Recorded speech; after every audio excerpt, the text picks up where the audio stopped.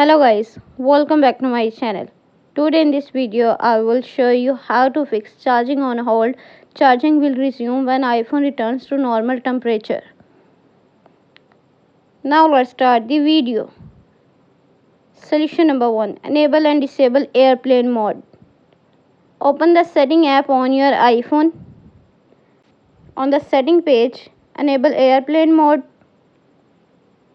Then wait for few seconds and disable it. Solution number 2. Turn off optimize battery charging. Open the setting app on your iPhone. On the setting page, scroll up, click on battery. On the battery page, click on battery health and charging.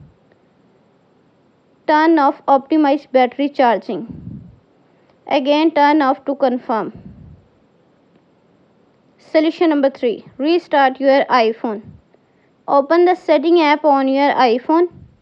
On the setting page, scroll up, click on general, scroll up, click on shutdown.